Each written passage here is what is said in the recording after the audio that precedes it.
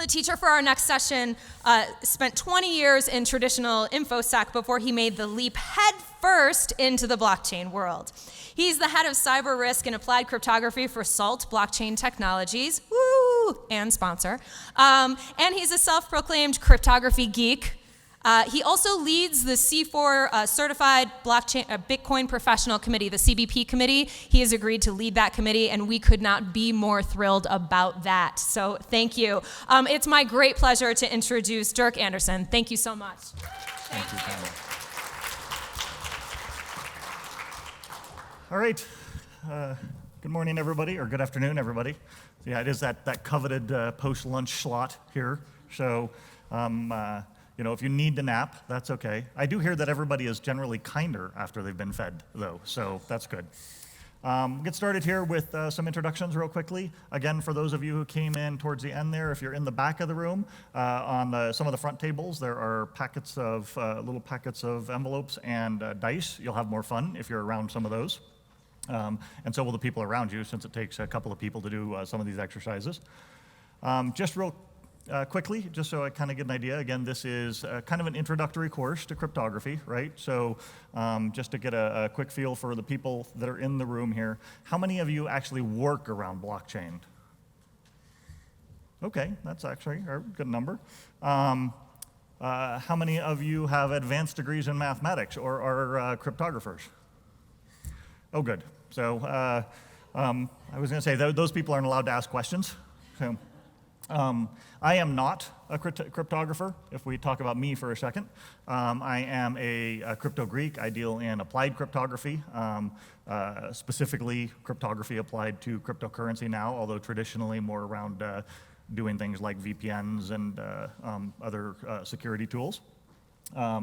I am, as Pamela said, the VP of IT and Security, which deals with all of our crypto stuff at SALT Blockchain, and have been for a while now. So in the crypto space, I think that you know, being someplace for more than a year is a long time. So some people will disagree with me, but.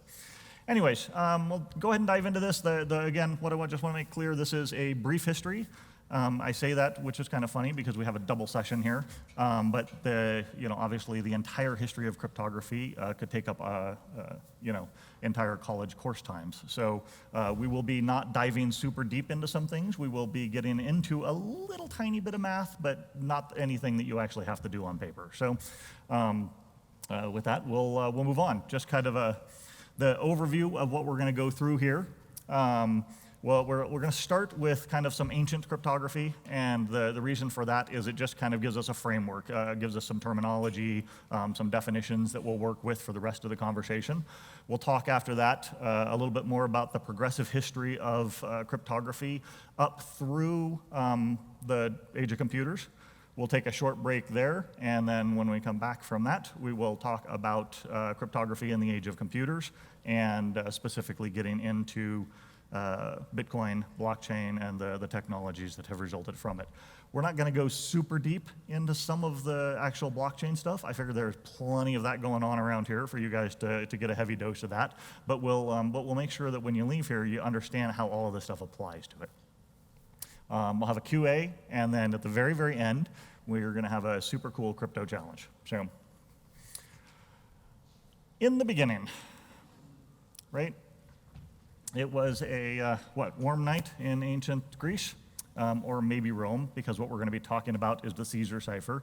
Although the very word cryptography itself is a Greek word, comes from the Greek for hidden writing or secret writing, crypto and graphia. And that is a broad sort of range of things that you can really talk about in cryptography. You can get into things like steganography, which is the hiding of secret messages in pictures or other types of data. We're going to be mostly focused on simpler, more straightforward cryptography, dealing with actually just like hiding actual or converting actual messages into a text or other medium that is less readable. Starting with the Caesar cipher. As I mentioned, it's one of the oldest known methods of cryptography. It is generally attributed to Caesar needing a way to communicate information secretly. That's probably completely apocryphal, but it sounds cool, and that's what we call it, right? It is what's known as a substitution cipher, which is exactly what it sounds like. It means that for each letter of the message, you're just substituting something else, another letter, a number, any other means of conveying the data, but in a way that isn't necessarily readable to somebody who isn't in on the secret. So a little bit of math, right? The basic way that this works is, and everybody has done this at one point in their life when they were kids probably, right, is you just shift the alphabet, right? So the Caesar cipher is simply taking the alphabet and shifting the alphabet underneath of it and replacing each one of the letters with another letter from that other alphabet. So quick example, if you shift it 1, right? So your key is +1. You're simply shifting the alphabet one letter, so A becomes B, B becomes C, etc., right? Modulo is kind of a fancy word that gets used a lot in cryptography. All that really means is to wrap something around, right? It's mathematically, it is the remainder after you've divided something. So you divide a number, you wind up with a remainder, that is the modulo. But the easiest way to think about that in terms of most of what we're going to be talking about today is to think about just wrapping around something, whether it's moving around a clock or wrapping around the alphabet and sticking the Z back at the beginning of the A, right? So as we go through the alphabet, we just wrap back around to the beginning and keep going. And that's really all that modulo means. We'll look at it a little bit more later. So mathematically, this is how we would express this, right?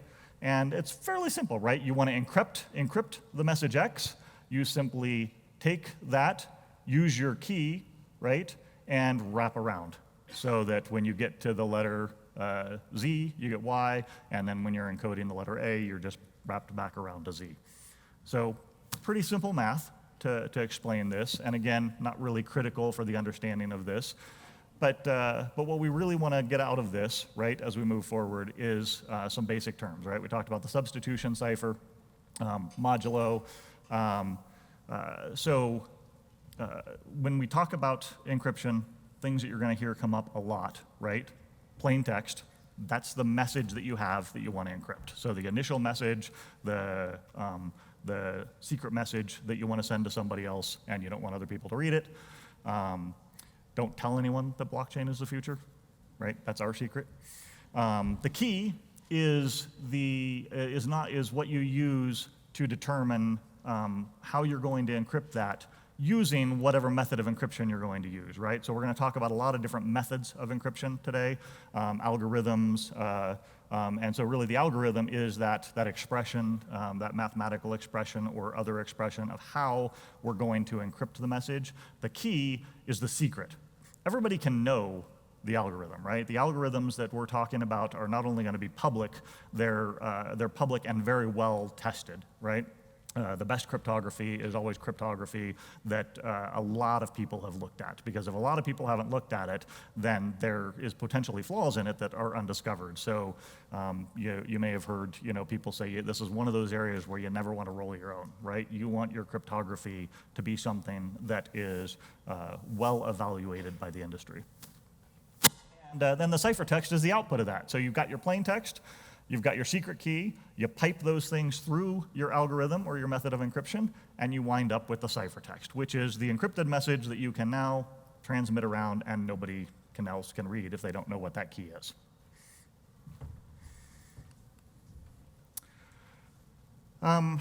So some other definitions that are useful. Right up front, one of the big ones, we talk about codes and we talk about ciphers. And in most terminology, most daily terminology, those are interchangeable words, right? But they actually have some very specific meanings when we get into cryptography. So a cipher or code is where you're replacing whole words, right? So for example, the 10 codes that if you're as old as me and grew up watching 1 Atom 12, you know all of these things. But the 10 codes that used to be used and are in some cases still are by law enforcement, this is a code, right? Because 10.1 isn't replacing the letter A or the letter B. It's replacing an entire phrase or word, right? Versus a cipher, where we're really replacing smaller elements. In classical cryptography, we're generally talking about the letters or numbers of the actual message. In modern cryptography, we might be talking about the bits or bytes that make up the letters and the text of the message. But a cipher is replacing those smaller elements of something instead of the entire phrase or word. Cryptography we talked about. And then just for fun, right, cryptology is, the cryptologists are those people who study like actually making secret writing versus cryptanalysts who are the people who try to break secret writing to figure out how to crack other people's codes or encryption. And then encryption is just the process of actually converting one to the other or back. So some basic stuff that we need to use. So going back to the Caesar cipher, it was, great, I would guess, probably for about, 2 or 3 days until people figured out what you were doing, and they were like, oh yeah, that's actually really easy to break, right? We can figure that out pretty easily. Either by frequency analysis, right? If you know the most common letters, what the frequency that a letter is going to show up in your language, then that's one way to attack any sort of substitution cipher, because each letter is being replaced by one other thing. So you can always break substitution ciphers that way. In the case of Caesar cipher, where you're just shifting the alphabet around, that modulo 26 means that to brute force this, I only have to try 26 times, right? So it's actually fairly simple to just brute force your way through a message encrypted this way. So, and once you get a particular letter, that letter is going to be the same every other time that it turns up in the message. You do have to know the words. It does, one of the challenges of brute forcing is you do have to be able to recognize when you have decrypted the message, right? So if you're decrypting a message and it's in a foreign language and you're not expecting that, you might not think that you might go through all 26 iterations and not think that you've ever actually gotten through it. But,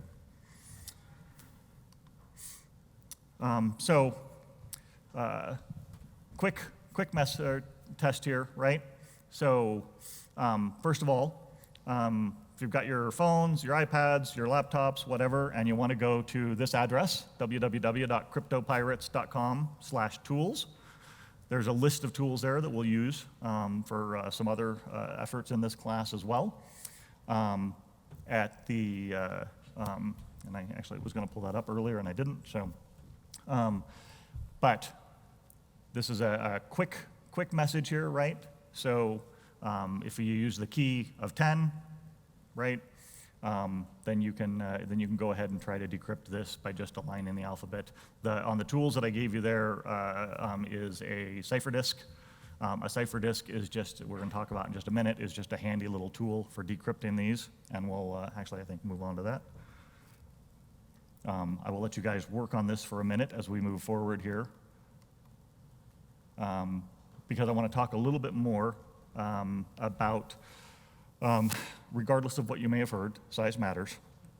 And that's because, like I said, that when we're dealing with 26 letters, 26 potential changes of the alphabet in order to do our encryption, then our key can't really be any bigger than that, right? Our key is limited to that same size, right? So, because anything else is just wrapping around and becoming the same thing again. So, any one of 26 guesses is going to help us find the right option. Now, if our key is longer, right, and we're going to get more and more into this, so don't get too hung up on this quite yet, but if the longer our key is, if we have a 5-letter key that allows us to actually move that not just one time, but multiple times, right? So the first time it's shifted 1, the next time it's shifted another number, the next time it's shifted another number, we start to get much bigger numbers here, and that makes it much, much harder for then somebody else to just brute force their way through, because it's not just that 25 or 26 letters of the alphabet that we have. And we'll see how this gets used and when we get to the Enigma a little bit later. We'll see how this gets used to help break some things because, well, I don't want to get ahead of myself. So, but anyways, the options, you know, of not being able to guess, right, smart as well, right, is if you're looking, again, if you're looking at words, if you know, hey, the most common double letters are L's and T's and N's, right, then, and you see a word, you don't even just start with the very first word when you're trying to break it. You look at, like, those things that are going to help you break it. And again, using a key that has multiple changes in it is going to complicate that because you won't wind up with those double letters being encrypted the same. And so doing that process, right, instead of just shifting the alphabet once and then using that to calculate each other letter, if you shift it multiple times, it's referred to as a polyalphabetic cipher. And it's because, like I said, you're not encrypting the same letter every time. So if the first key, the first one is shifted one, right, again, then the letter A gets encrypted to B, the letter B gets encrypted to C.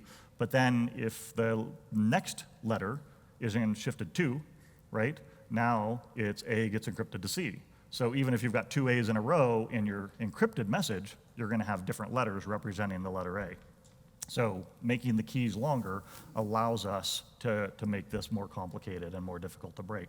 And this was the first in the natural progression of, you know, people figuring out how to break the code and then making the code stronger so that other people couldn't break it as easily. And these are a couple of really common techniques for doing that, right? So the table grid over there and the cipher disk both accomplish basically the same thing. So the way that these work, the table grid is, since you've got 2 columns, right? The first letter, so the first time you want to replace a letter, you go to the first row. The next letter you want to replace, you go to the second row. The next letter you want to replace, you go to the third row. And so you'll see, if you work your way down that, through the 26 alphabet letters, you're going to be replacing, even if you were writing the letter A 26 times in a row, it would be replaced with 26 different letters. Now, you might want to skip the row that is the same as the letter you're recording or that you're trying to encrypt, right? So that you're not encrypting the same letter, which is exactly what the Enigma did and turns out actually to be a problem. The cipher disk does exactly the same thing. So you would have basically a starting letter or a word maybe that you would use as your encryption method. And so what you would do is, and does this have a pointer on it? No. So what you would do is imagine just keeping the letter A pointing up, right? And moving the other disk around behind it, you would start spelling your word, right? So if the word was, say, for example, my name, Dirk, right, is what I wanted to use to encode something with, I would line up the A and the D, right?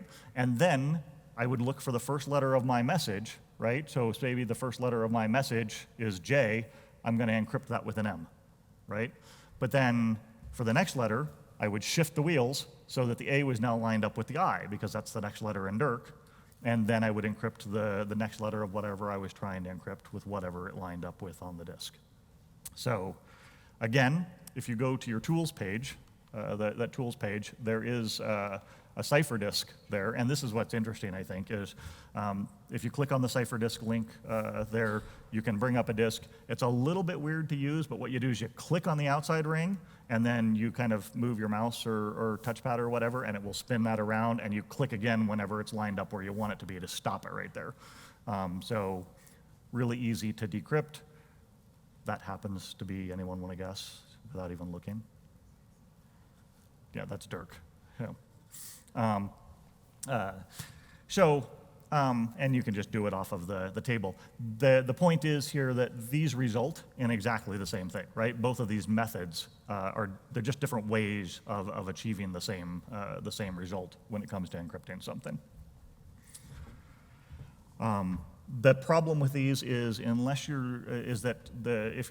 you're for example just using the table, right, and not using any sort of a keyword or something like that, like with the disk, progression is really guessable, right? So the fact that you're just basically moving one step forward each time becomes really guessable And again, it made it harder to crack until you understood what was going on, until you knew what the person was doing.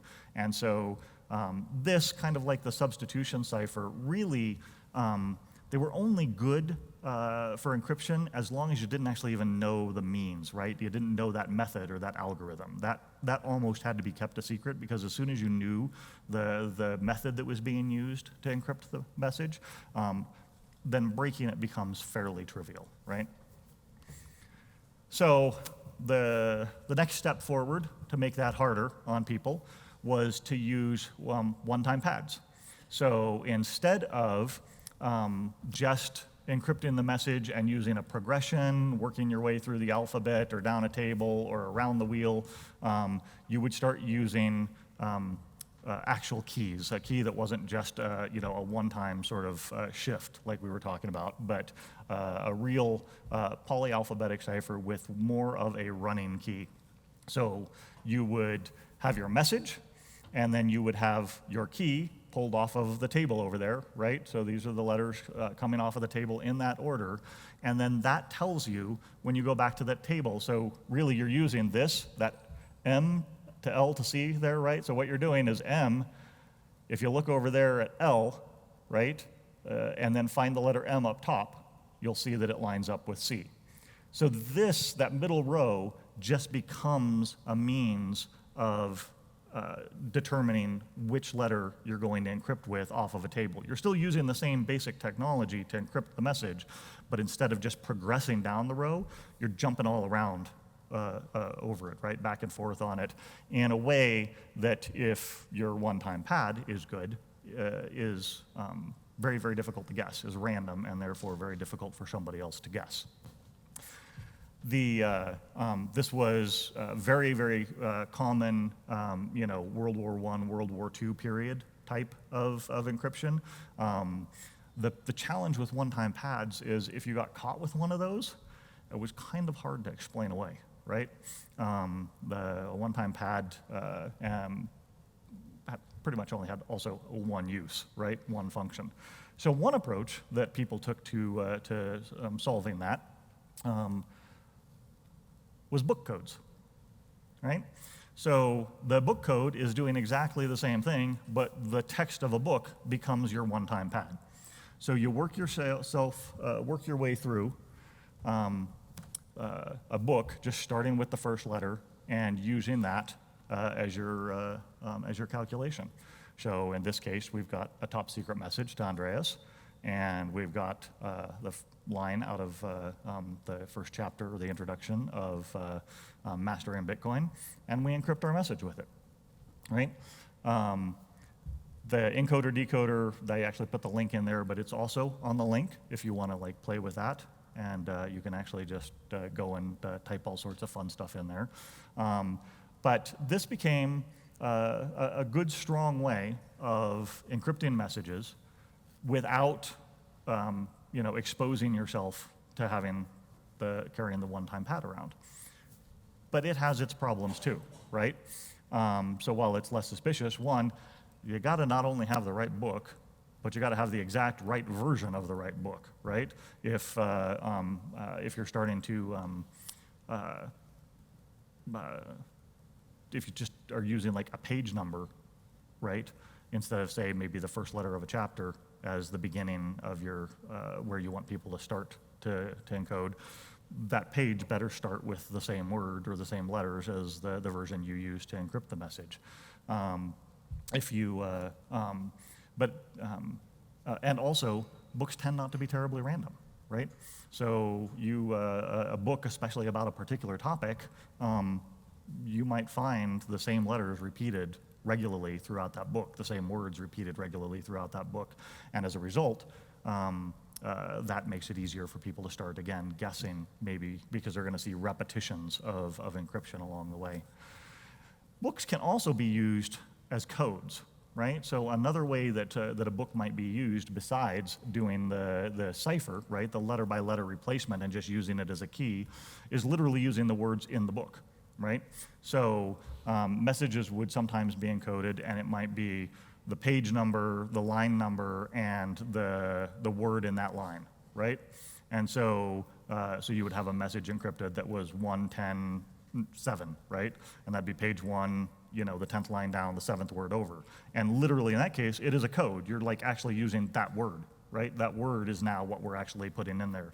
The challenge with that, of course, is that books don't tend to always have all the words you need, and especially if you're talking about something like, say, military movements or something like that, where you may have some very specific terminology, or talking about like blockchain technology, where you might have some very specific terminology. You have to have a book that's going to have the words that you need in it, or you're going to run out of the options to encrypt things.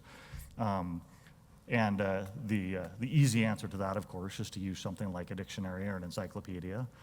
The problem with that is that they tend to be very organized, right? So it makes it a lot easier, again, to start trying to figure out what the words are. So all of these are just steps that were taken over time to try and make the messages more and more difficult to decrypt, right? And as each one was developed, people figured out better and easier ways to decrypt it, right? So who in here has not seen The Imitation Game? Oh, good. So everybody knows what the Enigma is, right? I didn't figure anyone wouldn't anyways. But the Enigma, one of the most famous encryption machines, pre-computer encryption machines to be invented. And really, what it did was it took what we were already doing, the same basic technologies and steps that we've already walked through, and made them a lot more complicated, right?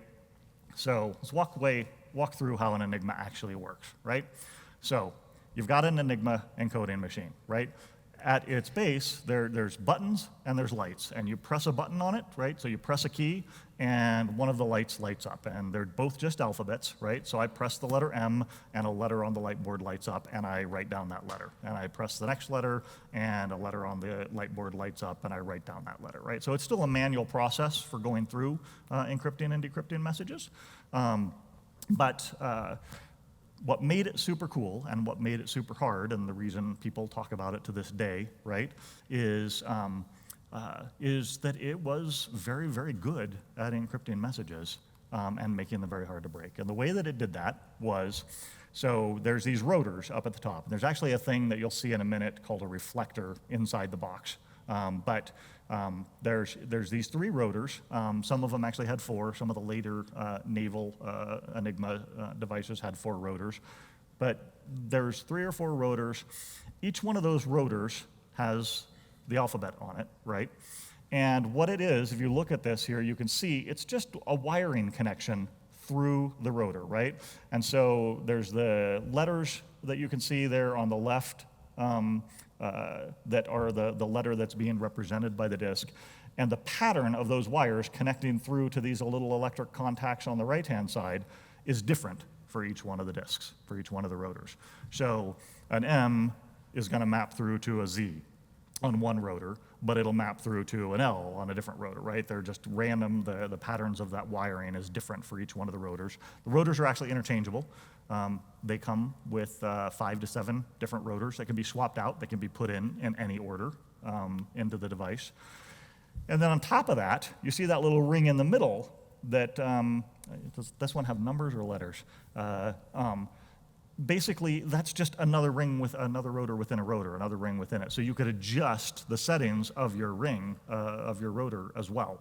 So you're building super complicated and random paths of electricity from one side of this rotor to the other side of the rotor, right? Then you also have this PlugBoard on the front. And what the PlugBoard on the front does is it just lets you say, I want to wire the letter Y. So anytime that it's gone through the other stuff and it winds up with the letter Y, I'm going to wire it over to the letter M or whatever else, right? Looks just like an old telephone switchboard, right? You're just, again, you're just connecting the electrical path. And so that's all that's really happening here is all these things are complexly changing the path between the key and which one of those lights on the light board, right? So you press the letter M, and depending on where the path is lined up, you're going to light up a different light bulb, so a different letter. So this is kind of what it looks like on the inside, right? So over on the keyboard, I press the T. That goes to my PlugBoard on the front, right? And I have cross-mapped the T to the K, so it's going to put out a K. And if I haven't cross-connected it on the board, then it just goes straight through to the first wheel. And the way that this works, what made this so complicated, right? It's not just all the paths, because if the paths stayed the same, then it would just be a simple substitution cipher, right? The A would be a W every time. What made this so cool is the right-hand wheel there. Each time you click the button, each time you click the letter, it advances once, right? And then you click the next letter and it advances again. So each time it's changing the path. And it goes through 26 advances, and when it hits 26, then wheel number 2 advances once. And then the first wheel goes through 26 more, and wheel 2 advances again. And when wheel 2 has advanced 26 times, wheel 3 advances, right? And so every time you hit a letter, it's encoding it. The letter that's being lit up is following a different path through the electrical circuits and lighting up a different path. So really, really super complicated. When we start looking at the possible settings, right, the key space of this device, we've got 672 options on the interchangeable rotors. You compile on top of that the ring settings that are available in each one, right? And that gives us almost, well, 450,000, right, options for the paths, the electrical paths through there. You add the PlugBoard connections, and that gives you 532 billion options when you pile it on top of the others, right? And then you can control the starting settings of each one of those rotors, right? So you don't just have to put them in so that they're at AAA, right? You can control the starting settings of those. Now, this is why we were always after like the code books, right? Because basically, if you're on a German U-boat, right, and you're going to be receiving messages, you've got to know what the settings for that day are, which rotors you're putting in, what the ring settings for those rotors are, what order you're putting the rotors into it. All of this information, right, goes into the beginning of each day's settings for the codes so that you can then receive and decrypt the messages. So you can see over there, I thought this was actually really interesting. I'd never calculated this out, right? But this is a total key size equivalent to about 87 to 88 bits, right? It wasn't that long ago that 56-bit DES was still the standard for encrypting banking and electronic financial information, and that's relatively easy to crack now, but a decade ago it wasn't, and that's where this, that's the same sort of key space that the Enigma was creating. So when you watch the Enigma game and you think about what they were breaking right back then, it's stronger than what we were using for banking fundamentally, 10 years ago. What made it vulnerable, and when you watch the Enigma game, right, was that they started being able to figure out what some of those settings were up front. Because of known text, right? And we'll talk a little bit more about that later as well when we talk about the way code gets broken. But the other really interesting thing about this is that the PlugBoard is what creates the largest portion of the key space, and fundamentally, the PlugBoard is a simple substitution cipher, right? It's just A to K. Right? It's always, once that plug is in there, every A gets transferred to K. Now it goes through the rest of the path and comes out another number later on, but every time that it's going through, that button is going through the PlugBoard, it's coming out the same thing on the other side. And so that actually reduces the mathematical attack space, the ability to protect the code against brute force attacks, because that's not actually adding quite as much as it sounds like fundamentally. And again, this is one of the reasons that we like cryptography that has been well vetted. The method isn't a secret, right? Because ironically, this was actually a known issue along with the clear text attacks. But the problem is that it was a well-known issue amongst the German cryptographers and the people that were manufacturing the systems. But the guys out in the field right, who were just using this as their tool, they didn't understand what was going on here, and so they would use the same things over and over, and even the guys creating some of the code books would use the same things over and over. So this is our big challenge here, right? So, and this is kind of important. Also, I will mention that first message, the Caesar cipher message that I gave you guys, you will want to decrypt that. You will want to go back and decrypt that. The slide deck is already posted, and that's already up there. But you will want to make sure that you could decrypt that. But if everybody can go to, so if you go to the web page, right, I would recommend using the first of the virtual Enigma machines that you come up with there, for the simple reason that you can put more than just a single letter of text. My favorite of the virtual machines, I think, is the third one, because it actually brings up like a picture of an Enigma, and it looks and works exactly like an Enigma. But the first one allows you to, to put in more than one letter at a time, to change things, more importantly, to change things, right? So once you've got your clear text in there, you can go and change your starting settings, and it will change the decryption output, as opposed to having to restart from the beginning. So these are the settings that I want you to use, right? So you can see how this works, right? So be sure that when you go there, that you pick reflector C. There was actually, this is another one, like I said, under the hood, there was this reflector that you saw on the diagram there that actually, the path of the letter was actually two ways, right? It went through twice and came back. Those could be swapped out just like the rotors, but we want to pick reflector C. We want to use rotors 1, 3, and 5 in that order. If you're on the virtual Enigma 1, that's going to be vertical, right? That vertical column there that you're looking at. And then make sure, so I think the ring settings and positions might be reversed in those columns, so make sure you get the right column doing the right one. Set your ring settings to BAD. The initial positions of the rotors, ACE. And then on the Enigma 1, the way that you put in the front panel cross connects is just two-letter combinations with a space in between. There's a whole bunch in there by default when you go there. So if you type those in, just like DI space RK, we'll get you those cross connects. I'm going to leave this up for another minute for one of you who's doing this, so you can pull up that message and read it to the rest of the room. There's a lot of fun stuff at that link there.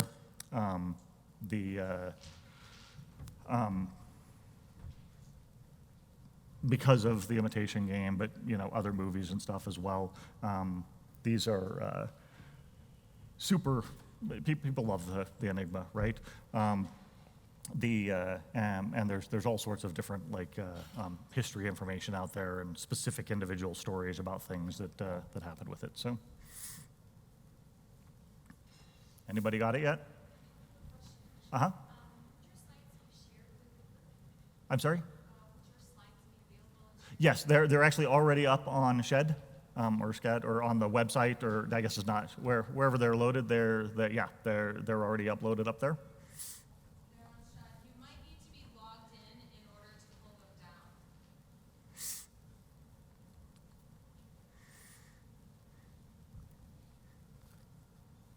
So I do want to move on here. Get through a couple more things before we take a little break. I'll come back to this slide at the break for anyone who wants to finish working through it if you don't have the letters down already. But I do want to talk real quickly.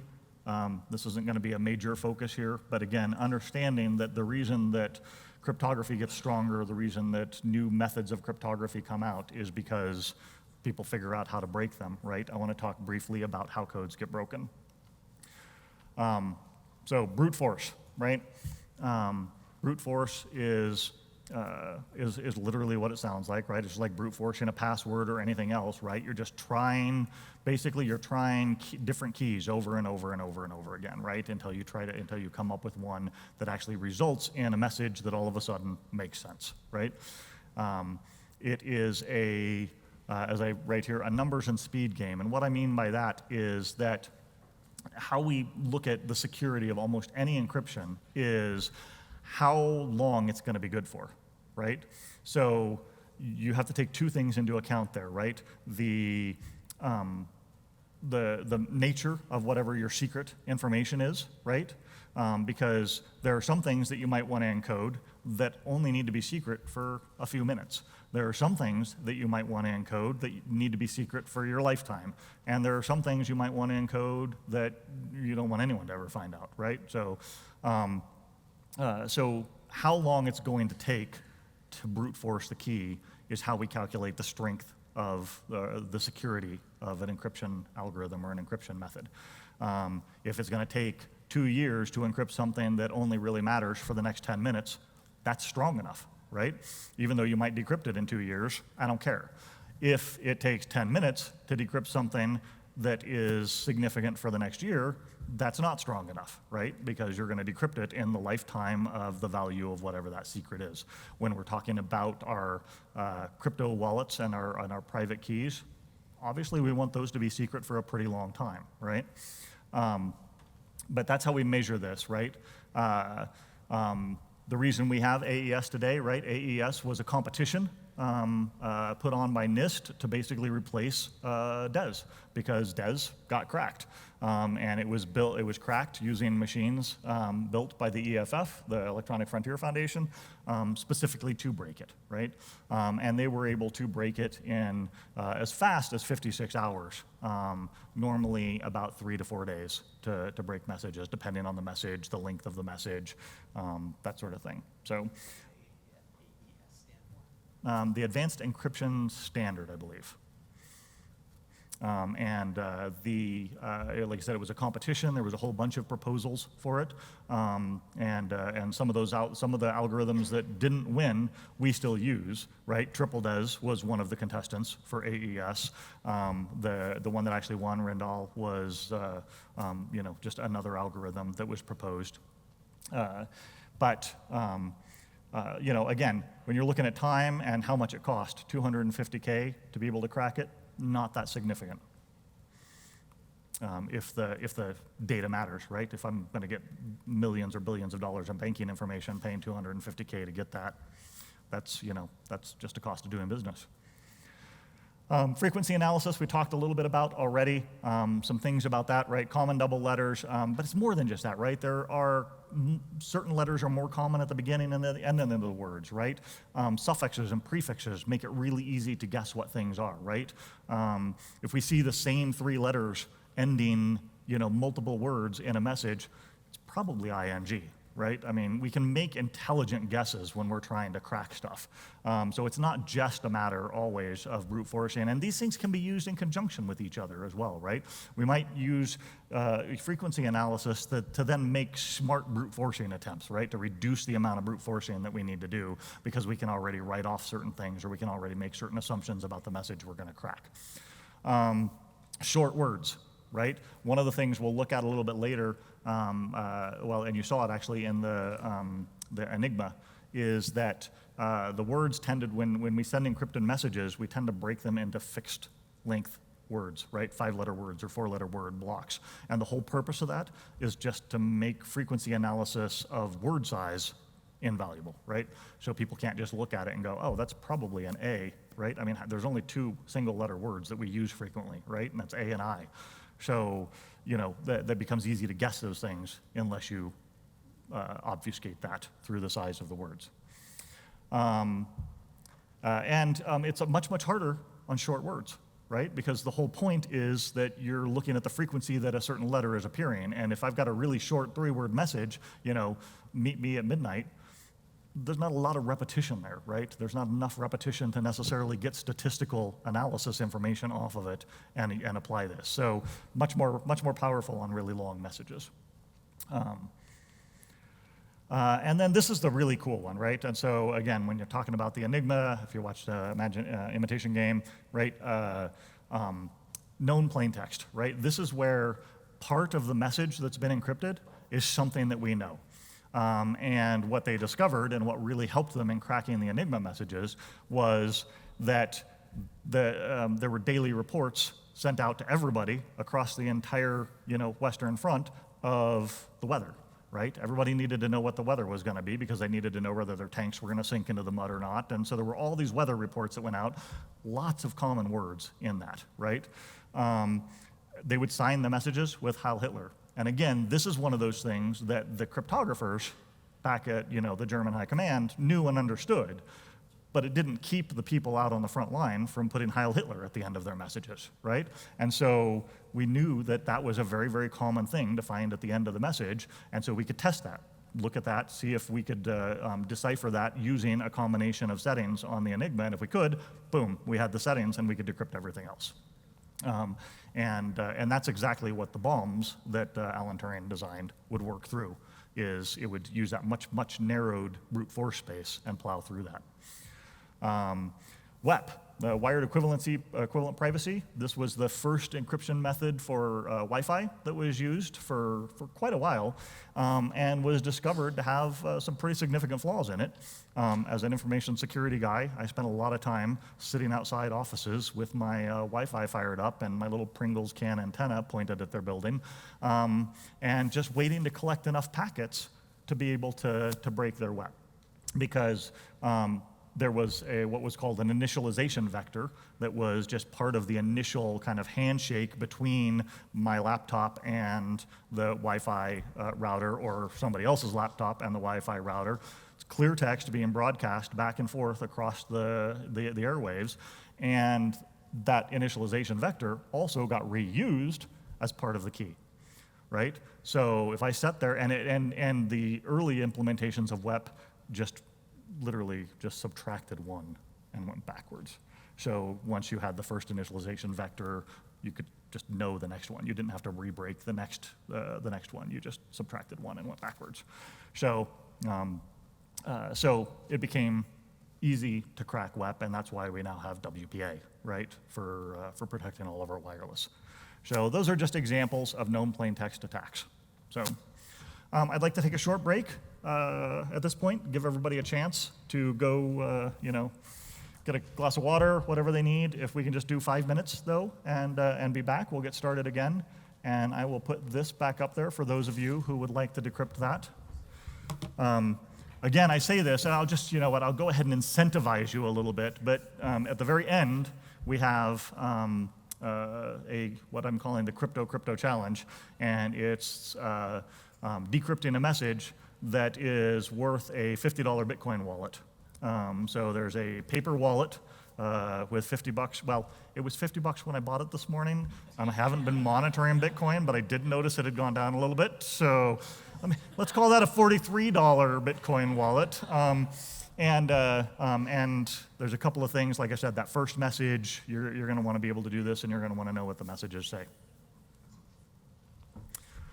So we'll take a short break. And I'm happy to answer any questions during the break. So. On the front panel part, where's that in the... So depending on which one you went into, there's a, you know what? Let me do it this way.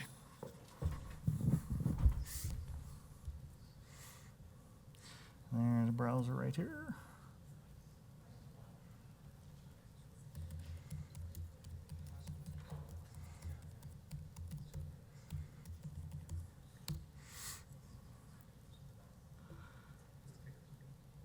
So if you're in this one here, this is the front panel where it says PlugBoard. Oop. And so what you do, why can't I highlight that? There we go. So that's saying B goes to Q, C goes to R, so you just want to do D goes to I, R goes to K.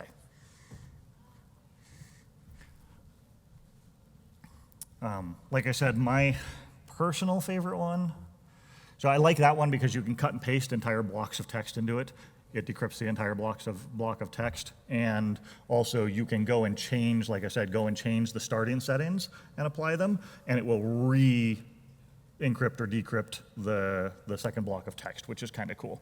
But it's not as cool as, nope, not that one.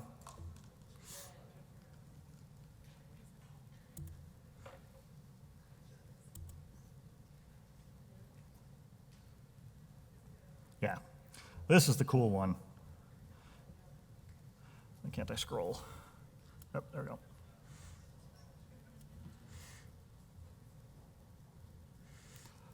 So this is the fun one. If you click on any one of the rotors, it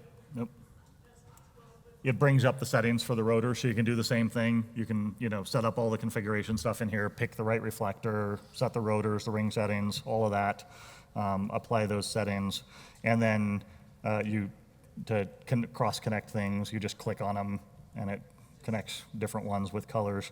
And then, but you literally have to then sit here and type, right? So the F goes to K, and then it goes to U, G goes to A, and then G goes to F. You have to click your way through it. It does print it out for you at the bottom so you can see it, but it's just kind of fun because it looks like an Enigma. So, and I'm a geek that way.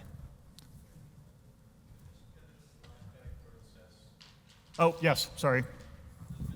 Nope.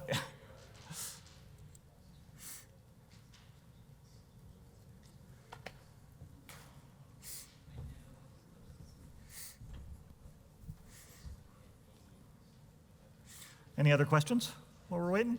Did the break start? Yes.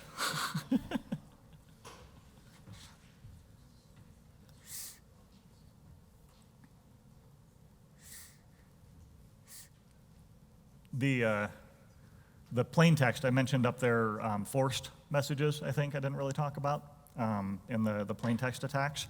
And the thing that was kind of cool about those was that what they would actually do is make strategic decisions that they knew would cause the Germans to talk about something. So they would mine a particular quadrant of the British Channel, right? Knowing how the Germans had mapped out the channel, right, and what their maps were, they would mine that, and then they would look for messages in response, because the Germans were, super efficient, and they were really good about once somebody sent a message, it would get rebroadcast all over the place, and so they would be monitoring the airwaves and listening for these messages, and they would look for ones that had, again, that would name that quadrant, right? Or name a particular town that had been bombed, right? They would bomb a town and then look for messages with the name of that town in German.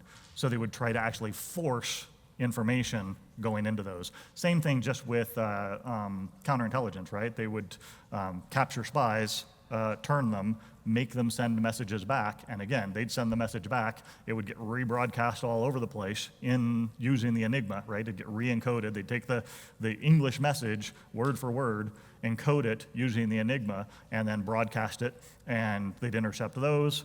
They'd know the entirety of the message, basically, so it was very fast for them to be able to break that and decrypt it, and then they had that day's settings, and they could go and decrypt all the rest of the messages. So, and not quite that simple, obviously, like the Army, the Luftwaffe, the Navy, they had different Enigmas, used different code books and different settings, right? So they'd only have the messages for that, but one of the beauties of something like that is it would get rebroadcast and re-encrypted to multiple via multiple Enigmas and multiple code books for the different branches of the military and that sort of thing. And so they would see the same message and be able to very quickly get the settings for multiple ones of the code books for that day. Would the next day's settings come in on message? Not usually. The next day's settings usually came out of the code book. It would have been, they usually came out of a code book. So it would have been handy if they had sent them and you could just decrypt them at the end of the day and know the next. But they were trying to protect against that, and so they would actually use code books for those settings. Trying to see if this is a correct result. That is it? Is that Yep.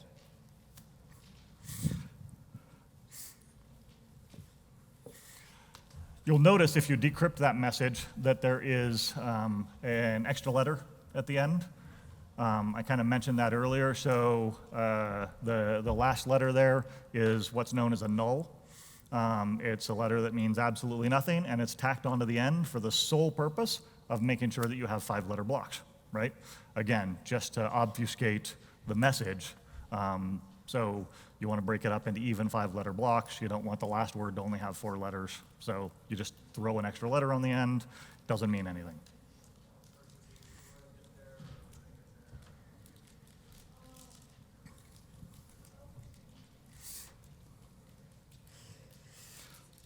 All right, let's get started again here. As people are coming back in, anybody coming back in have any questions? All right. So we've done all that. That's kind of our ancient history, our classic history. Let's talk about the age of computers, right? Now, some folks actually, and you'll hear folks refer to actually Alan Turing's bomb as like one of the first computers. You hear him referred to as the father of computers a lot of times. The bomb wasn't really truly a computer in the sense of the definition that we think of it, because it was hardware programmed to perform a specific function, right? You couldn't really change the function that it did. There were, I've got it, I'm trying to remember. So there was, so there was another computer he invented that was really actually a computer called Colossus. Colossus was invented or was created to actually break the Lorentz cipher, which was another German cipher that was used. Not as fun and for whatever reason sexy as the Enigma, I guess, because we all love that. But the Colossus was an actually programmable computer, right? So you could actually change the software on it, although it was very similar, to more like data entry sort of stuff, just feeding it different variables to program through, but much more a computer in the true sense of the word. So. As we move into the computer age, there's a couple of things that change, right? So everything we looked at before used the same algorithm, right? So the fanciest protocol that we really have for communicating secret messages up through the Enigma and up through World War II is the radio, right? We're sending a radio signal, and we're using probably standard encoding, like Morse code, to send the message. Because we're just transmitting letters, right? We've already done the encryption piece over here, right? And so we're just sending the encrypted letter now, right? And that's how we were able to intercept a lot of that and then, get the message and try to break the message.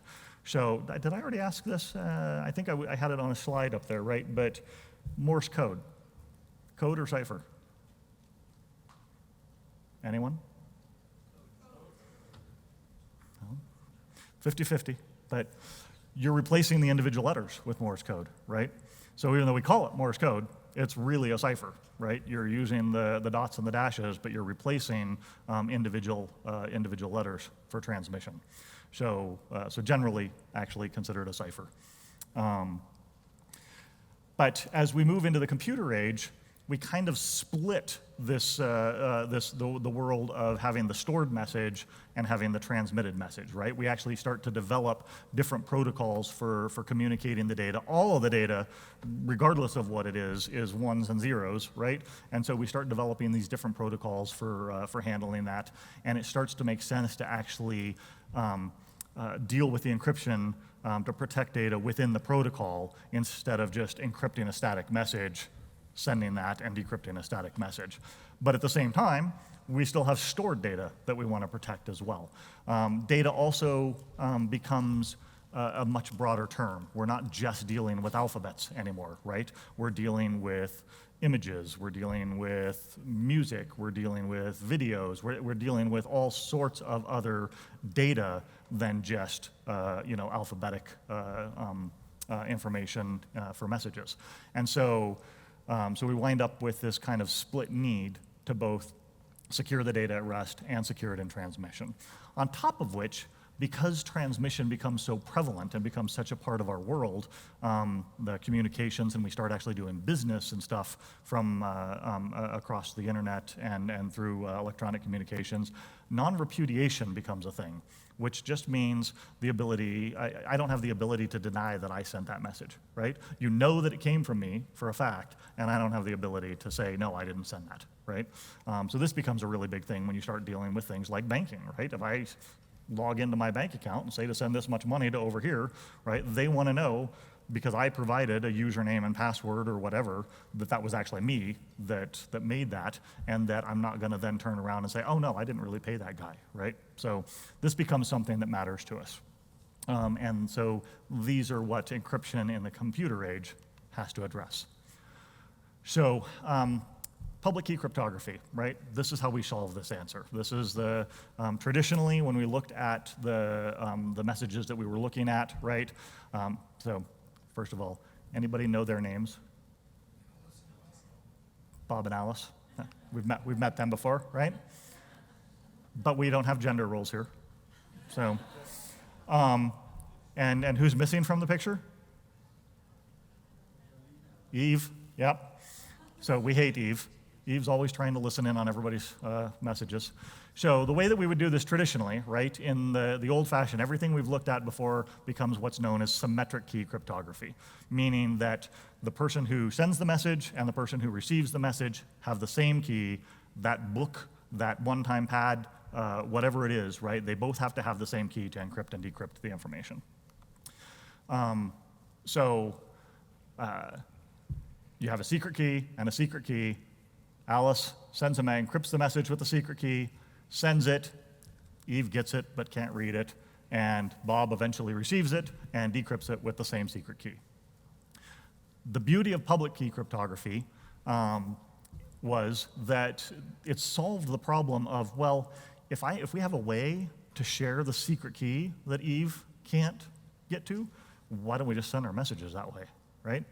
Now, that's simplistic, right? We might share the secret key when we're together, and then you go halfway around the world and I send you messages. But fundamentally, this was the flaw with secret key or symmetric cryptography, is that if I've got a method, I have to have a method for sharing the secret key, right, with you.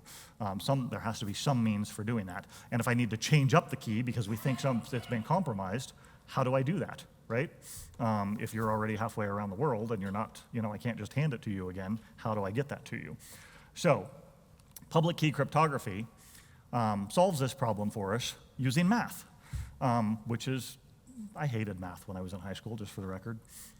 It was my least favorite subject. I hated doing math just for the sake of math.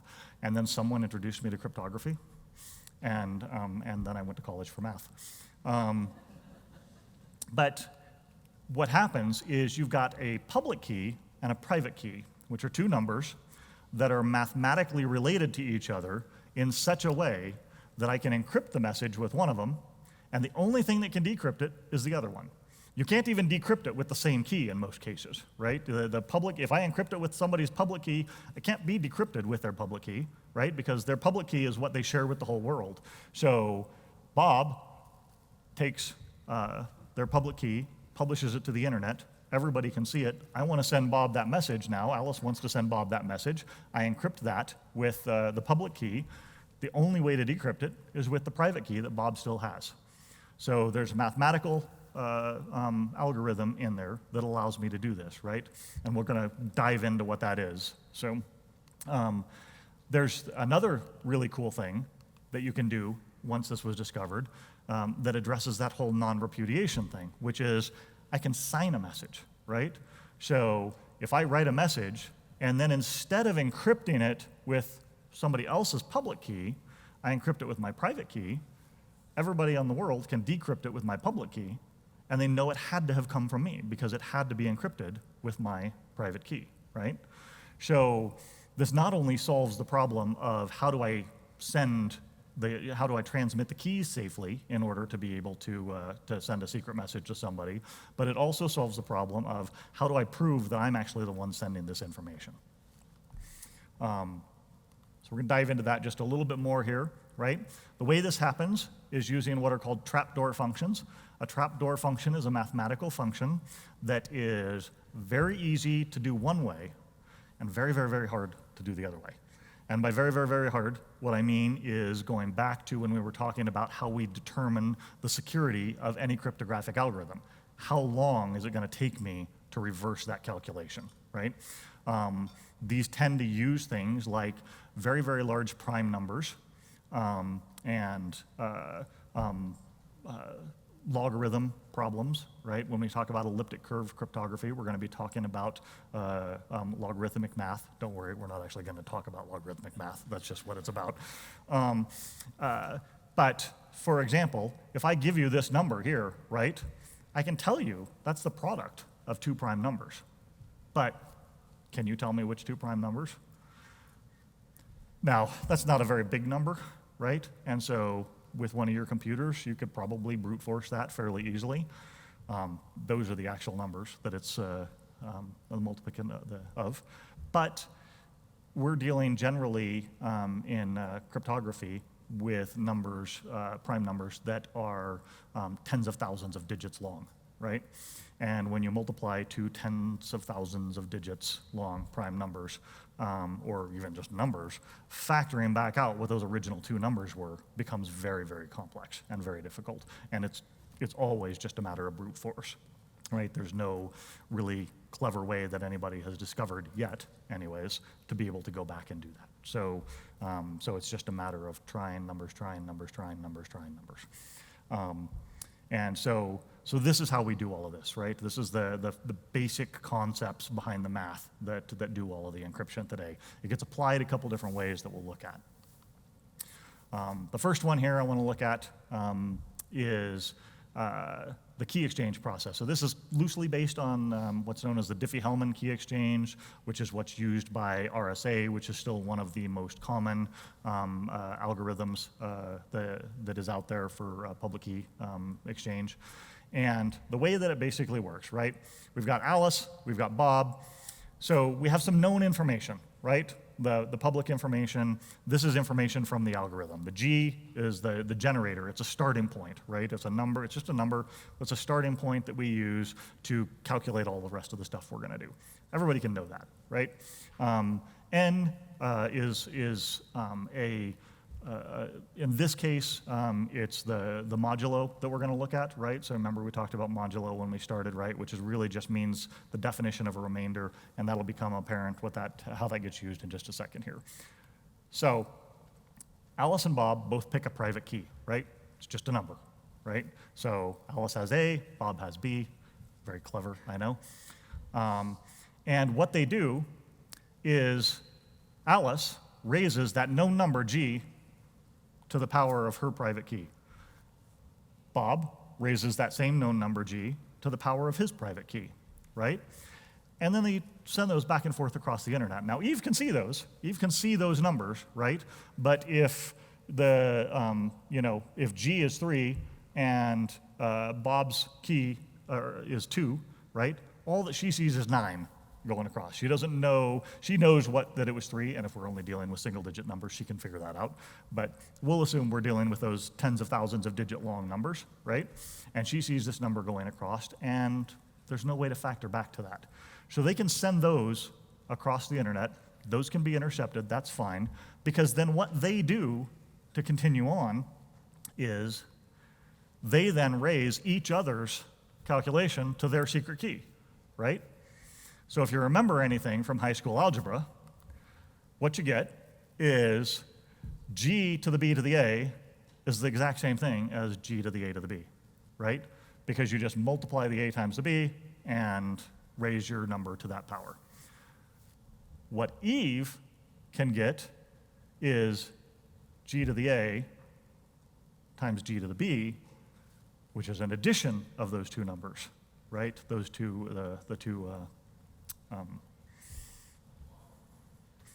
time is it? Yeah, the powers. Thank you. So what she gets is going to be a different number, literally, right? If you calculate that out, right, even with simple numbers, right? The actual key is 729 mod n. What Eve is going to intercept is 243 mod n. Right? So she's going to get a different number. Even though you're sending the same stuff, you're sending that stuff back and forth, clear text, or interceptably across the internet, she can't perform the calculations necessary because she doesn't have the right information. And then again, just so that we all have that mod n thing down, right? So if we say our n is 8, what we're really saying in this case is 729 divided by 8, what's the remainder? Quick, anyone? It's 1. You don't have to do that. 243 divided by 8 is 3. So she's going to wind up in a completely different place, right? So the resulting number that is what we actually use then to do the actual encryption of the data that we're protecting with this, she's got the wrong number. So she's going to try to decrypt it with the wrong number.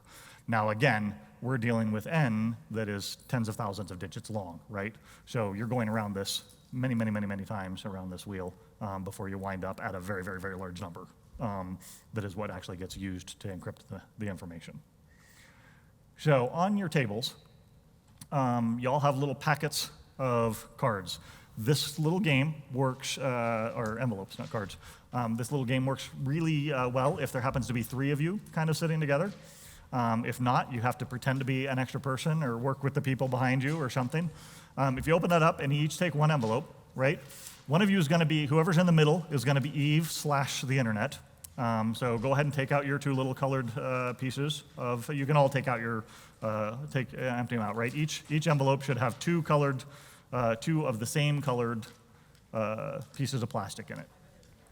And we normally do this with, if you just pull, if you don't try to grab them, they just slide out a little easier, I found. So imagine that Eve, the person in the middle, and again, we don't play gender games here, so nothing personal. So that's your G, right? We're going to forget the modulo thing for the moment here, right? This is just an illustration of kind of how this works to help us visualize it. That's the G, that's public information. You know that, right? The cards that each of you on the outside have are your secret keys, and hopefully you all wound up with different colors on the outsides. So here's what I want you to do. Each of you on the outside, take one of the middle colors from Eve, pair it with one of your colors, and go ahead and just stick them together. Hold them up to the light, right? It changes the color of it, right?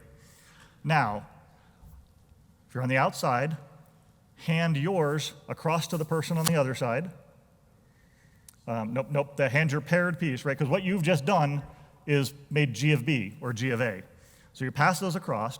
Now the people on the outside take your remaining key, so your remaining color, and put it on top of the stack, right?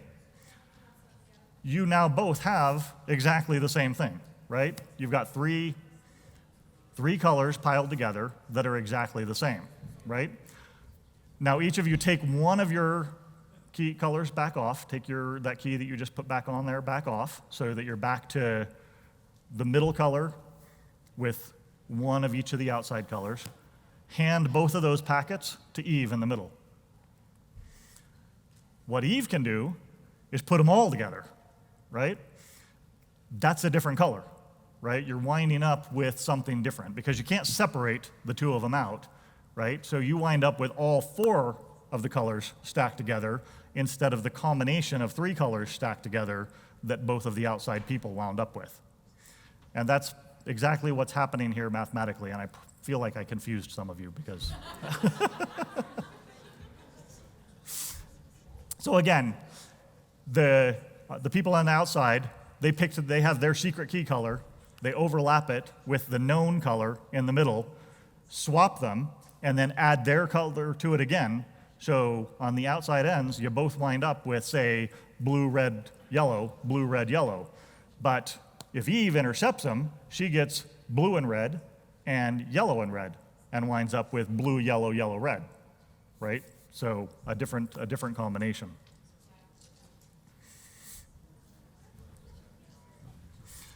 And you can play with those all you want. So just so I don't forget to mention it, you can take the colored slips with you. I don't want them back. The dice need to stay here because Josh McDougall is using them for his key ceremony class tomorrow. So please don't take the dice. All right, so this is how the key exchange happens across the internet. And hopefully that was helpful to you and not just additionally confusing. Yep.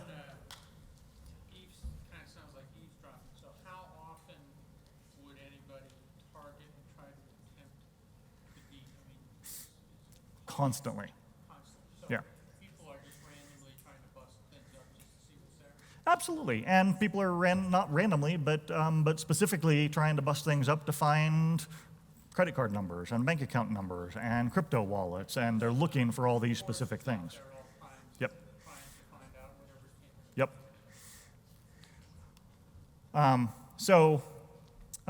Now I want to talk briefly about how elliptic curve cryptography works. And again, I'm gonna try not to hurt anybody's head here. It's surprisingly simple, actually, I think, and I think you'll probably be like, well, everybody talks about elliptic curve like it's the hardest thing on the planet. And it's really not, right? So the way elliptic curve cryptography happens is, again, you have a formula, right? There's a very specific formula defined called sec P256K1 that's used for Bitcoin. The reason that we use that particular formula, so there's a whole bunch of elliptic curve formulas out there. Anything that follows that top formula over there, right? Anything that aligns to that, you can fill in whatever numbers you want there, results in an elliptic curve. But there's all sorts of different elliptic curves, right? They come out in all sorts of variation shapes, including ones that get really weird because that little ball sort of piece there will actually split off from the other curve in some elliptic curve cryptography and look really funny. But I'm like, how's that elliptic?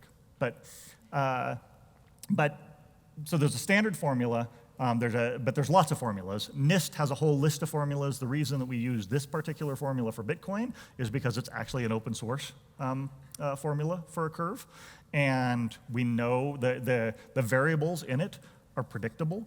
And some of the ones in the NIST formulas, you're like, why did they choose that number? And so there's a lot of, if you're the paranoid type, people think about like backdoors into, cryptography and that sort of thing.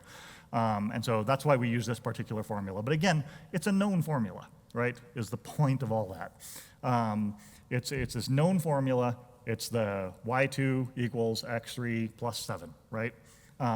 It is, however, across a field of values. So if you actually draw out the sec P256K1 curve, it spots all over the graph, right? Because there are only particular points in the curve that actually are valid for doing the calculations. Again, not nearly as cool and pretty as actually having the whole thing there, so that's what we're going to play with, and it's just easier to illustrate this way. But the way that elliptic curve cryptography works is, again, we got G, we have our generator. This is a known thing, right? The curve starts at a particular number. And it has to in order for this to be able to work. What we do is we basically add G to itself, right? We do 2G, we add G to itself graphically, right? So you probably don't remember from, high school geography. Yeah, you probably definitely don't remember from that, geometry.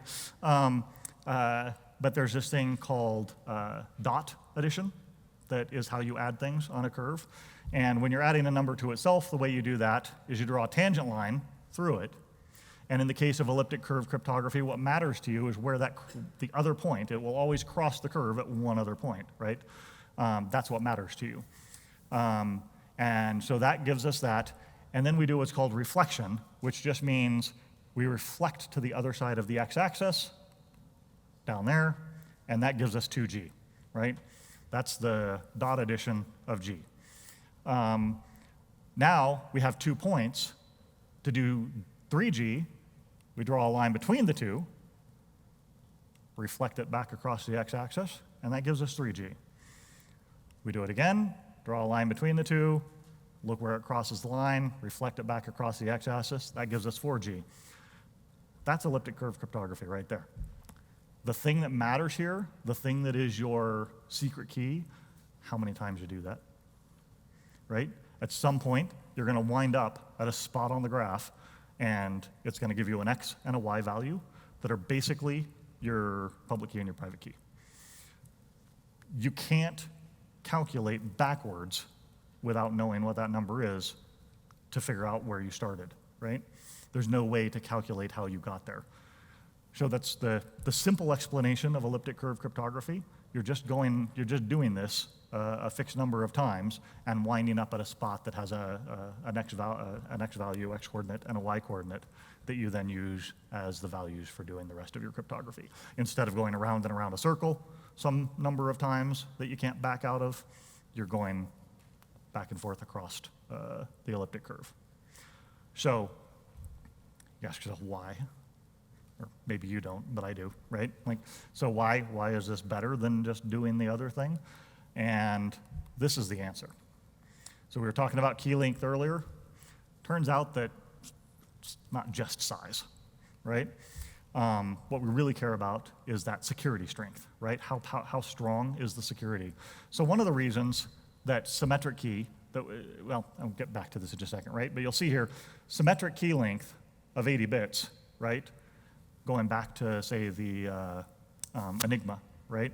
Was 85 to 88 bits or 86 to 88 bits, is equivalent to an asymmetric key length of 1,000, is equivalent to an elliptic curve of 160. What does this mean? How hard is it to compute, right? How fast can we do the math to do this, right? So right now, most of your RSA Diffie-Hellman keys are in the range if you use GPG or any of these sorts of things. And if you look at the digital certificates used to protect e-commerce, HTTPS, SSL stuff on websites, you're in the 2048 to 4096 bit range, right? That's kind of where we are right now. That's considered strong enough for the next, couple of decades at least to protect the data that's going back and forth across there. Much, much smaller key length is required to have the same level of security with elliptic curve. And that's why it gets used for crypto, right? We want to be able to do lots and lots of transactions. We want to be able to validate lots and lots of transactions on the blockchain very, very quickly. It just takes less computational power and less time, therefore, to do this. So that's why we use it. And you can see that as we go up, right, it becomes even more and more valuable, as we start needing to look at greater security, 100 years out or whatever. We got that. So all of this stuff, right? We've talked about all of the key stuff and generating these numbers. And if you really want to get into depth on this part of the talk, I'd definitely recommend that you go see Josh McDougall's talk tomorrow, the key ceremony. That's where the dice are going to be used. And he's actually going to walk you through the entire process of generating a good, strong key. The keys come from generating good, strong random numbers to start with, what's called a seed number. And so just for, again, so you've got kind of a comprehensive understanding of all these pieces, I want to talk about that briefly. So anybody want to tell me which one of those strings looks more random? Number one, I hear. Number one? No number twos? Number two. You're right. So here's the problem with randomness, right, and entropy, is that we see things in patterns, right? A pattern does not indicate a lack of randomness. So the second string there was actually generated by rolling dice, right? So that was literally, I happen to be, not even counting all these dice that belong to Josh. I'm a geek. I play role-playing games. And so I have a lot of dice at my house. And so I just rolled a handful of dice, and that's the number that I got. Rolled a handful of dice, kind of just lined them up the way that they fell, and that's the number that I got. The top string is cut and pasted right out of pi. That's a chunk of pi about 40, 50 digits in, right? So it's not only is it not random, it's a constant in the universe. But it looks more random to us because we look for patterns. It's why people suck at randomness. People suck at this piece of this, right? When you use, and this is the reason that you should go to Josh's class, when you use one of these random key generators where you wiggle your mouse or you hit keys, right, then it's measuring the timing between the keys. We're not really even very good at that, right? We tend to do things pretty rhythmically, even when we're trying not to do them, when then we're just doing a couple of different rhythms, right? So we're just not especially good at that. So what we want to generate really is entropy, right? Entropy is the randomness of something actually happening versus what looks like a random string of numbers, right? And so what I want you all to do is everybody grab a dice from your die pool and roll that die. Make some noise. All right, everybody who rolled a 6, raise your hand. All right? So this is what we call a collision, right? Collisions matter in the world of cryptography a great deal, right? If I'm trying to generate a key, I don't want to generate the same key as somebody else, right? Everybody, to steal a joke from a guy who was in here earlier, the number of dice, how many dice are on your table is just a roll of the dice, right? I just kind of poured them out. I didn't count them. So grab a handful of them. Grab, try and grab like 5 of them maybe, if there's 5 there for you, right? And roll those. Line them up in order so you can see exactly what you've got real easily. So line them up in numerical sequence. Nice. This man wins. You're buying? Sweet. I'll take that. Who got 1, 2, 3, 4, 5? 2. So we still got a couple of collisions, but that's a lot less collisions than we got when we were just rolling 1 dice, right? So now imagine that you're rolling, a couple thousand dice, right? The reason that collisions matter is, again, you don't want to be generating, you're trying to generate something that's random because you're going to build keys off of that. You don't want to generate the same random number or you'll build the same key if you're using the same algorithms. This actually happened, right? The blockchain wallet for Android a couple of years ago, people would go and they'd download the app and they would sign up and they would generate a wallet and they'd log into their wallet and there'd be money sitting there. And they were like, sweet, I just won the lottery. Because they had just generated the exact same wallet somebody else had already generated because the randomness, the entropy that was being used to create those wallets was really, really bad. So this matters a great deal, right, in cryptography, being able to generate good entropy, good true randomness, so that we're not creating the same keys. As long as we do that, right, using the elliptic curve cryptography that we're using and the key generation mechanisms that belong to Bitcoin, there are more keys out there, right, to be generated than there are stars in the universe. The potential for generating keys, the potential for generating the same key or a key that's already been generated or brute forcing a key is beyond negligible at this point. So that's why this matters. So there are tools for it. Random number generators. Good ones use electrical circuits. They use a feature of electrical circuits that puts off a random amount of energy that gets converted into a number. You can roll dice, lots and lots of them. You can shuffle decks of cards. These are all things that you'll do if you go to Josh's class. There's one of my favorite ones is I'm blanking on the name of the company. There's a company out in California that generates digital certs that has a wall of lava lamps with a video camera in front of it. And they use the fluctuation of that entire wall of lava lamps. If you Google it, right, Google lava lamp cryptography, and you'll find they broadcast the video because you don't know at what moment they're taking data, right, and they're mixing it with other stuff as well. But it's kind of a cool thing. But you can actually go watch it online.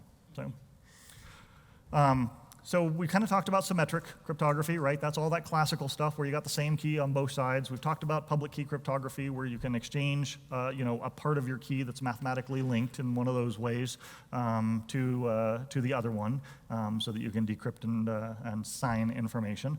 What I want to talk about real quickly here is the fact that what we do, because of that table we looked at where symmetric cryptography is so much faster than public key cryptography, in particular like the RSA Diffie-Hellman type public key cryptography. What we actually do in many cases is a combination of those two things, right? So the way HTTPS works, every time you go to a secure website, you send it a request that says, hey, I'd like to talk securely to you, right? It sends back a public key, right? So it's got a public key, private key stored on it, and it sends you its public key. You take that public key, but what you do is you generate what's called a session key. That's a symmetric key, right? So somebody actually kind of hinted at this earlier in one of the questions. So I generate that session key, which is a symmetric key, and then I use their public key to encrypt that session key and send it back to them. Now everything else that we're doing for the rest of our conversation uses the session key. That's not entirely true because the protocol is set up to regenerate the session key every so often. And every so often in computer terms usually means like, every 6 seconds or something. But we're using the data that we're sending back and forth, my credit card number and stuff like that is actually protected by symmetric key cryptography because it's a lot faster, it's less load on the web server. If this is a bank's web server and it's getting, thousands of hits and having to do all of that encryption, decryption, this speeds up the process dramatically. So we oftentimes will actually use a hybrid or combined version of the two. All right, this is the next most important thing that I want to talk about, and then I'm going to blow through some stuff about that Bitcoin thing really fast. Hashing. So hashing is kind of like cryptography. It's considered part of cryptography, but a hash, unlike those trapdoor functions that we talked about earlier that are hard to fall into, or easy to fall into, but really hard to climb out of, a hash is a bottomless pit. You can't climb out of it, you never hit the bottom, right? A hash is a one-way mathematical function. You perform a hash on this piece of data, you wind up with a result. There is no mathematical way known to turn that back around, to take that number and go back to the original data that was input into it. This is really, really useful, it turns out. This has traditionally been used for passwords because the thing is, if I hash the same data again using the same algorithm, I'll get exactly the same thing. Every time I hash the data, I get the same thing. There's just no way to reverse it. So we used it for passwords, most password algorithms for operating systems, Windows, Unix, whatever, right? Not necessarily applications where they store your passwords, clear text in a database that the hackers get a hold of. But all of your operating systems, they hash your password. And so when you log in, it's not actually checking your password. It doesn't take your password and check it against a password over here. It just hashes your password again and compares the hashes. Because again, and this is why that entropy again matters, right? The likelihood of there being a collision between two hashes for different data, very, very small, right? You can see up here at the top right there, that's the SHA-256 protocol or algorithm that's used for the hashing in Bitcoin. You add a period after the A, right? So the first one, we're hashing the letter A. The second one, we put a period after it. You get a wildly different number, right? Not even remotely the same number. And so we can just glance at it. You can look at that. It doesn't take a computer to look at that and say, hey, somebody messed with that, right? I was expecting A, I was expecting that, and somebody's messed with it. Even if you don't know what they did, you know it was altered. So this is what we use to again, as part of that non-repudiation, right? If I'm going to send you a message, I don't actually necessarily encrypt the message with my secret key. I hash the message. I generate a hash of the message, right, which is this number based on all the text and everything that you put in there, and I just encrypt that, and I send it along with the message. And if anyone alters my message along the way, you're going to know because the hash won't match. You rehash it when you get it on your end, and if your hash doesn't match my hash, you know somebody messed with it, right? What you're looking at here is called a Merkle tree. It's just hashing hashes of hashes, and you'll see why that's important in just a moment in the Bitcoin protocol. So this is what I was just explaining, right? So this is signing, right? So what I actually am doing is creating a hash of the actual message and then encrypting that hash, and then you do the same thing down here and compare the two, and if they match, it's good. If they don't match, not so much. All right, so we're going to put it all together. This will take about 2 minutes because now you know everything. Do we understand it? Yeah. So you know what? I'm going to skip that one right there. We might come back to that. The first thing I want to say, right? Bitcoin wasn't the first attempt at a digital currency, right? Everybody know the difference between a digital currency and a cryptocurrency? Okay, this is good because this is a CBP thing, right? Digital currency is PayPal, right? Digital currency is just a digital representation of money, a way of sending money across the wires that using electronics, right? Converting the money into digits and sending it across. So PayPal, the back-end banking protocols that they use to send money through the Federal Reserve, right? These are all technically digital currencies. And there have been other attempts at digital currency and even some attempts at cryptocurrencies in the past. Cryptocurrency is utilizing these tools of cryptography, and in the modern sense, when we talk about modern cryptocurrencies, it's the decentralized, right? The decentralized ledger, the decentralized trust, right? Creating a trustless environment where you don't have to rely on a middleman to say, yes, that's actually worth something, because the mathematics is doing that for you. Versus PayPal, who is just charging your card, sending digits to this person over here, and putting money back into their bank account. So there's a history of attempts at this. Why was Bitcoin so successful?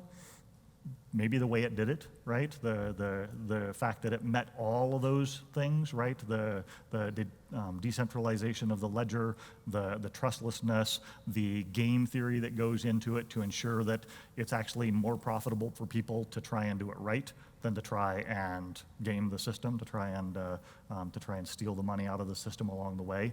All of those things probably has a lot to do with where we were in 2008 when the Lehman Brothers had just collapsed, the entire world banking system was in turmoil, and the white paper came out in October of that year. The first implementation of the code was January of 2009 here.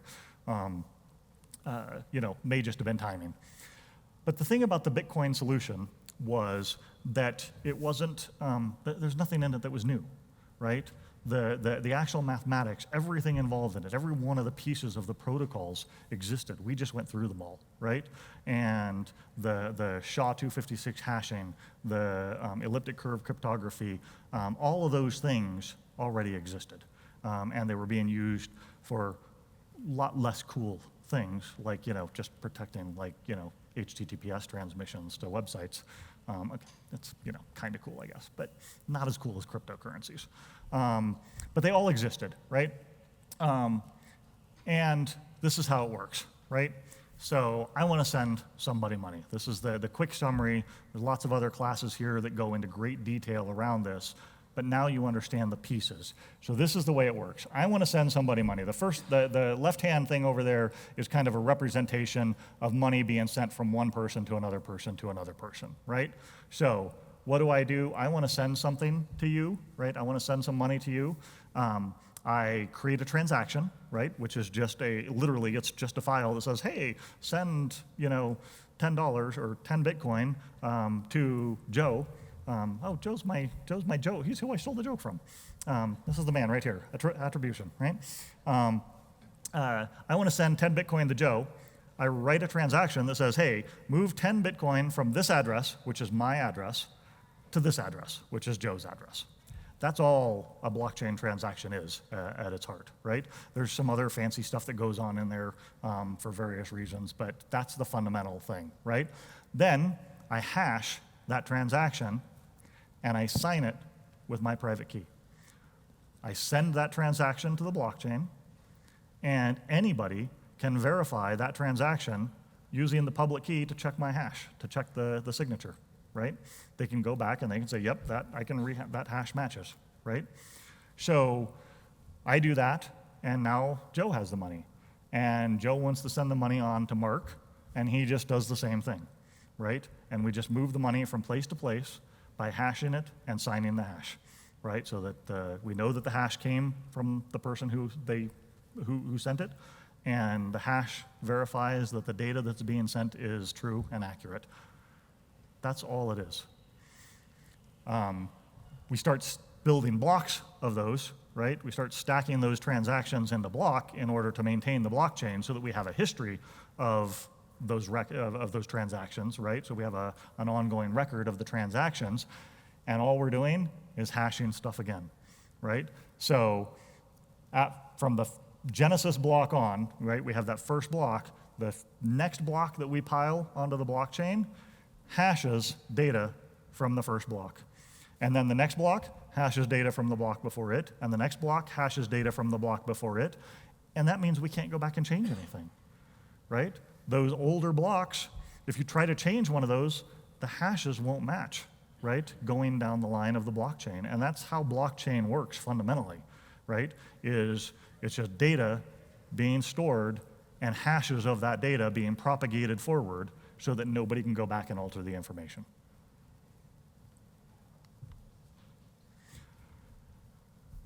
So yeah, what did we learn, right? The technology of encryption, of trying to protect secret information, driven by people being able to break the encryption, kept getting advanced and more complicated until we reached the point of not being able to do it by hand, needing things like the Enigma or other mechanical devices to help us along, and then ultimately in the age of computers. And like I said, even driving us into the age of computers, right? With Colossus being invented specifically to break decryption, right? The world of technology and computers and encryption are just inherently aligned since the beginning. And so pushing each one of those things forward, we invent new technologies and new ways of doing things, whether that's not just sending the secrets back and forth, but distributing the keys across clear text channels so that they are protected, adding in the hashing process so that we can actually sign things and verify that, that information hasn't changed along the way. And at the end of the day, we have all of those pieces that were necessary to create Bitcoin.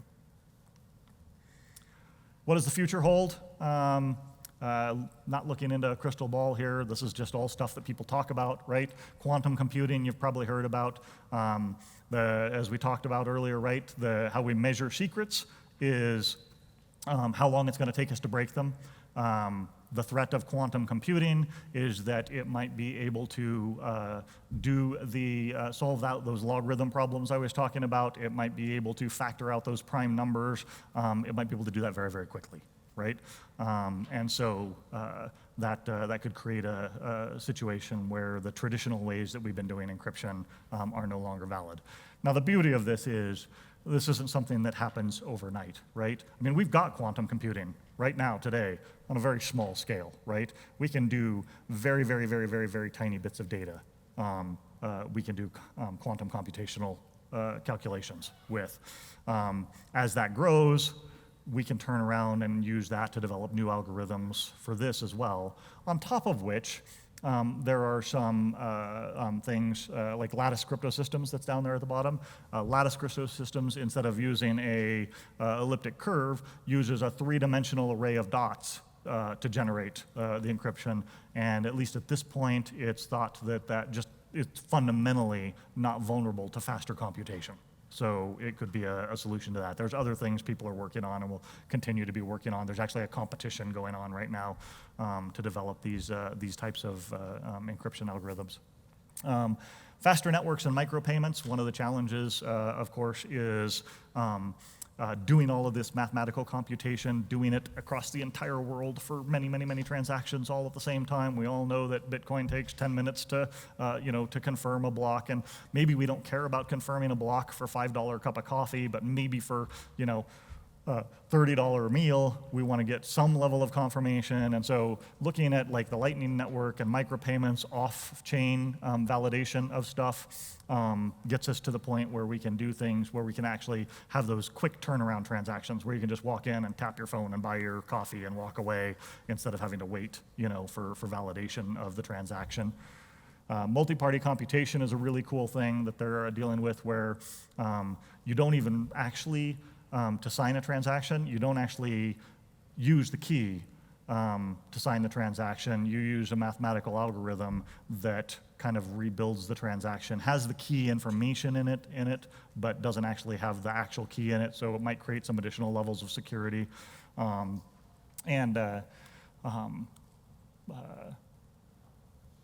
encryption, which lattice cryptosystems is a type of. This is a really cool thing. So right now, if I take an encrypted piece of data using our elliptic curve or traditional RSA or anything else, and I have another piece of data that's also encrypted, and I try to add those two things together, I get gobbledygook, right? Homomorphic encryption is encryption where, without ever seeing the data, I could encrypt the number 2 over here and encrypt the number 3 over here, and I could add those two things together encrypted and get an encrypted number 5, right? So you can actually apply mathematical calculations to the encrypted data without ever exposing the data. Another really potentially cool thing, especially in the realm of crypto. So that's it. Questions, but real quick before I go to questions, I just want to go to this, the Crypto Challenge I told you about. There is a wallet out there with, I don't know what, like I said, Bitcoin's at right now, but it started out at $50 this morning. That message right there will tell you how to get that. Thank you, everybody. And I'm around if you have questions. So.